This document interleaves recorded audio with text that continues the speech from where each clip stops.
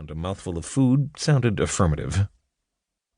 In the driveway, Tyler fired up his vintage Oldsmobile 442. The V8 rumbled as he pressed the accelerator. Tyler set his pizza on the passenger's seat, backed out onto the street, and headed to the shop. Tyler took the Mustang for a test drive. It was a mid-'80s GT with a 5-liter V8. Great engine, wrong time frame. Today's pony cars made a lot of power. 30-odd years ago, however, automakers were still used to making puny motors thanks to the oil crisis of the 70s and a focus on fuel economy. No one who bought a Mustang GT gave a whit about miles per gallon. The V8 sounded loud, and it growled in response to throttle input, but it lacked the punch it needed. Still, Tyler could make do. He'd spent yesterday afternoon and this morning replacing the clutch. Judging by the mileage, it was probably the car's third, unless the owner drove like an asshole. Plenty of people who could barely handle 2 pedals insisted on a third for the street cachet, and they gave real enthusiasts a bad name.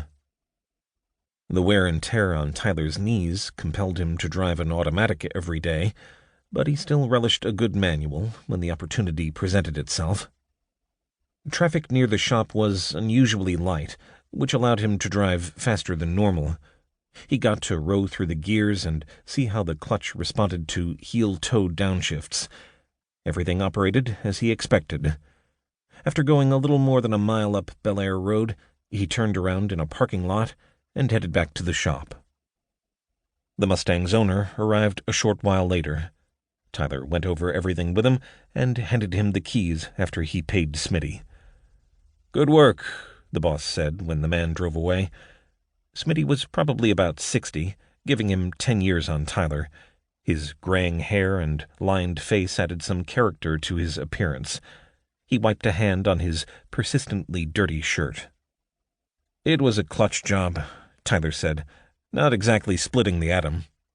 "Fine, you suck. Now go be a lousy mechanic on the next car." Tyler grinned and surveyed the lot to see what other work awaited. The shop had gotten busy over the last couple months, about half of which he spent with his arm in a cast or a sling, relegating him to simple jobs he could do with only his right hand. Smitty's son, Jake, who also worked at the garage part-time, picked up some slack, but he returned to an erratic schedule once Tyler got off light duty. Ever since, he'd pulled more hours than either he or Smitty anticipated. 4 cars waited. The phone rang, and Smitty answered it while Tyler checked the book to see what each needed. A few hours remained on his shift, and he preferred to knock out a job in its entirety rather than come back and finish it another day. He picked a 30-year-old Jeep in desperate need of new brakes and eased it into an available bay.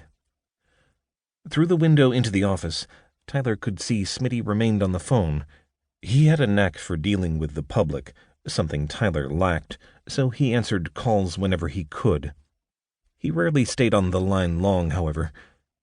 After Tyler lifted the Jeep to check out the work he would need to do, Smitty still held the receiver to his ear. A few minutes later, Tyler finished taking the front 2 tires off. Smitty walked into the service area. "Who was on the phone?" Tyler asked.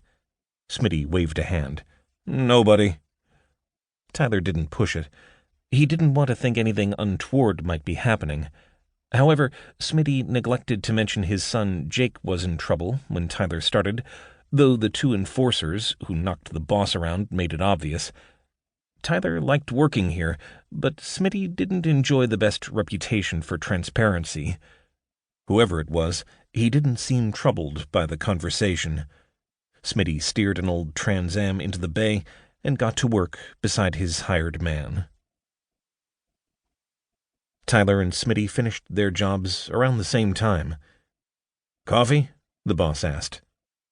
"I'll never say no to a cup." They walked back into the office. Smitty dumped whatever inky sludge remained in the pot and brewed a fresh one. The aroma spread, and Tyler closed his eyes to inhale it. It smelled far better than the motor oil and linoleum scents which usually dominated the shop. When the machine finished,